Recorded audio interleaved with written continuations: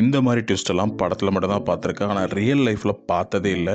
ஏன்னா ஒரு பெரிய ஹீரோ, பெரிய டைரக்டர், பெரிய ப்ரொடியூசரோட மாபெரும் பட்ஜெட்டில் பிரம்மாண்டமான படம் ரிலீஸ் ஆகுது. அது கூடவே ஒரு குட்டி படம், வெறும் சின்ன பசங்களை வச்சு மினிமம் பட்ஜெட்டில் எடுக்கப்பட்ட இன்னொரு படமும் ரிலீஸ் ஆகுது.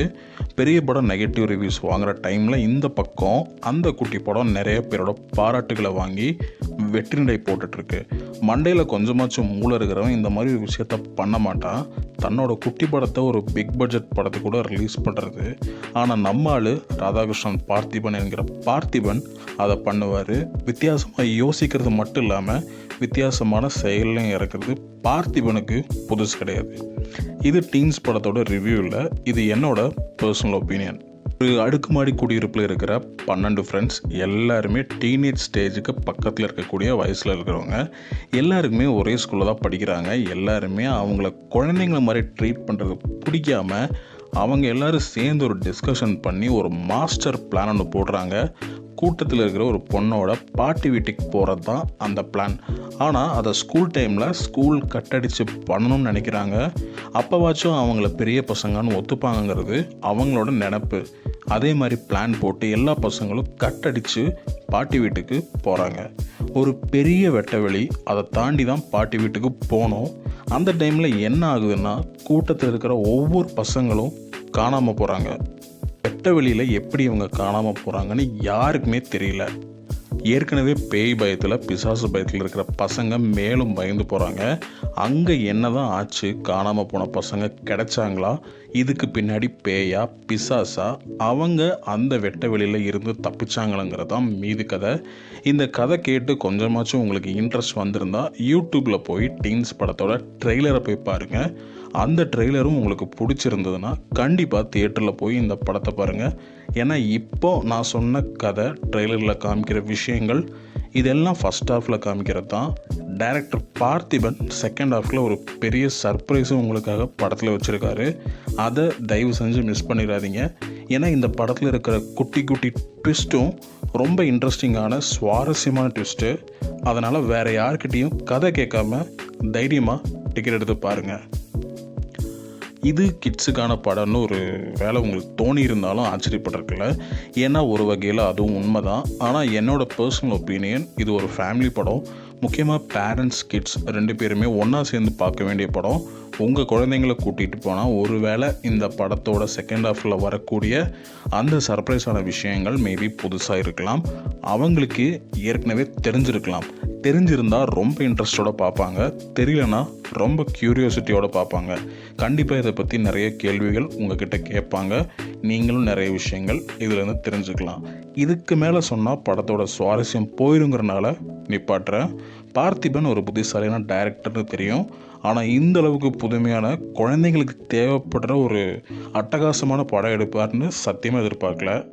ஏன்னா அவர் பண்ண படங்கள் பெரும்பாலும் குடும்பம் சார்ந்த விஷயங்கள், ட்ராமா, க்ரைம்னு அது இதுன்னு நிறைய விஷயங்கள் அதில் டச் பண்ணியிருப்பார். ஆனால் இப்படி ஒரு சப்ஜெக்டை ரிசர்ச் பண்ணி கதை பண்ணுவார்னு நினச்சி பார்க்கல. படம் ஸ்டார்ட் ஆகும்போதே அவ்வளோ ப்ளசண்ட்டாக இருக்குது. ஒரு கார்ட்டூன் அனிமேஷனில் ஆரம்பிக்கிற படம் நம்மளை இந்த படத்துக்காக ரெடி பண்ணுது. அதுக்கப்புறம் கதை டக்கு டக்குன்னு ட்ராவல் ஆகுது. அவ்வளோ ஸ்மூத்தாக எல்லா டிரான்சிஷனும் நடக்குது. இந்த படத்தோட காஸ்ட்டுக்கு மிகப்பெரிய பாராட்டுக்கள். 13 பசங்களும் தாறுமாறாக நடிச்சிருக்காங்க. நான் முன்னாடி 12 பசங்கன்னு சொல்லியிருப்பேன், இப்போது 13ன்னு சொல்கிறேன். கன்ஃபியூஸ் ஆக வேண்டாம், அது படத்தில் நீங்களே பார்ப்பீங்க. ஸோ பசங்களோட நடிப்பு திறன்கிறது அவ்வளோ பியூட்டிஃபுல்லாக இருக்குது. பொதுவாக ஓவர் ஆக்டிங் ஈஸியாக வரக்கூடிய ஒரு இடம் தான் சைல்டு ஆக்டிங். ஆனால் அது எதுவுமே இல்லாமல் பர்ஃபெக்டான மீட்டரில் நடிச்சிருக்காங்க அத்தனை பேரும். பார்த்திபனோட பொண்ணு கீர்த்தனாவும் இந்த படத்தில் கூடவே நின்று ஒர்க் பண்ணியிருக்காங்க.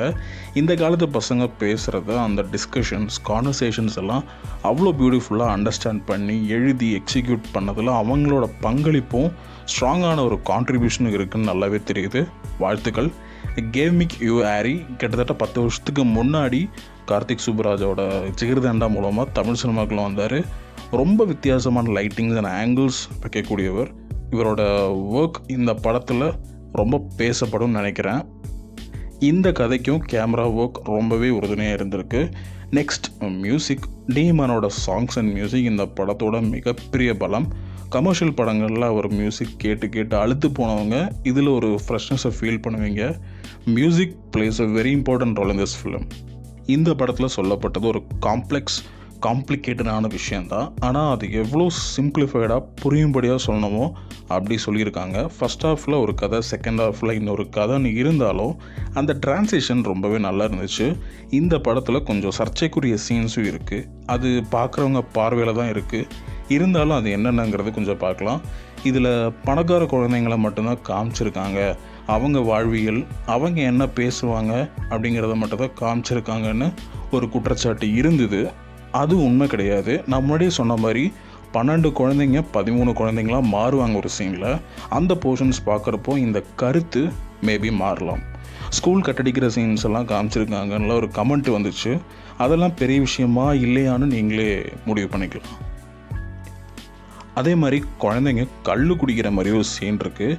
அதை தவிர்த்துருக்கலாமோன்னு கொஞ்சம் யோசித்து பார்த்தேன். ஆனால் அதுக்கப்புறம் வரக்கூடிய சீன்ஸில் இந்த கல் குடித்தனால ஏற்படக்கூடிய ஆஃப்டர் எஃபெக்ட்ஸ் சார்ந்த சீன்ஸ் எல்லாம் இருந்தனால ஒரு மாதிரி கனெக்ஷன் இருக்கோ அப்படின்னு எனக்கு தோணுச்சு. இருந்தாலும் அந்த சீன் கொஞ்சம் நெருடலாக இருந்துச்சுங்கிறது உண்மை தான். டீனேஜ் பசங்களோட லவ் போர்ஷன்ஸையும் ரொம்ப மெச்சூர்டாக அணுகியிருக்காரு பார்த்திபன். அது கொஞ்சம் ஓவராக இருந்தாலும் அதுக்கு எதிர்ப்பு தெரிவிச்சிருப்பாங்க. ஏன்னா அதை விட பெரிய சம்பவங்கள் இங்கே நடந்துட்டு தான் இருக்குது.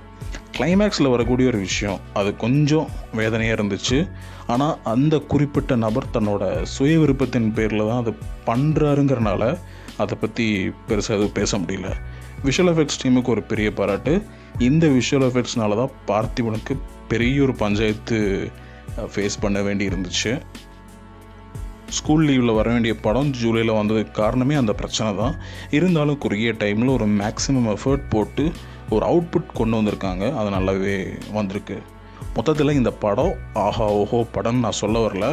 ஆனால் தமிழ் சினிமாவில் ரொம்ப வருஷம் கழித்து படிக்கிற பசங்களுக்காக ஒரு என்டர்டெயின்மெண்ட் ஃபிலிம் வந்திருக்குன்னு பார்த்திபனே சொல்கிறாரு. எனக்கும் அது சரின்னு தான் பட்டுச்சு. ஸ்கூல் கிட்ஸ், காலேஜ் கிட்ஸ், அவங்க பேரண்ட்ஸ் எல்லாருமே பார்த்து வீட்டுக்கு வந்து டிஸ்கஸ் பண்ணக்கூடிய ஒரு படம் தான் டீன்ஸ். ஆல்சோ இது ஒரு நல்ல தியேட்டர் எக்ஸ்பீரியன்ஸ். அதனால் முடிஞ்ச வரைக்கும் தியேட்டரில் போய் பார்க்க ட்ரை பண்ணுங்கள். இந்த படத்தை ஃப்யூச்சரில் வந்து ஸ்கூலில் ப்ரெசென்ட் பண்ணாலும் பெருசாக ஆச்சரியப்பட்டிருக்குல்ல. முன்னாடி நிறைய ஸ்கூல்ஸில் இந்த மாதிரி படங்கள்லாம் காமிப்பாங்க. அந்த வகையில் டீன்ஸ் படத்தை ஸ்கூல்ஸில் மேபி காமிப்பாங்க. ஏன்னா அவங்க சொல்ல வந்த டாபிக்ஸ், டிஸ்கஸ் பண்ண விஷயங்கள் எல்லாமே இப்போ இருக்கிற யங்கர் ஜென்ரேஷன் அண்ட் பேரண்ட்ஸுக்கு தெரிஞ்சுக்க வேண்டிய ஒரு விஷயந்தான்.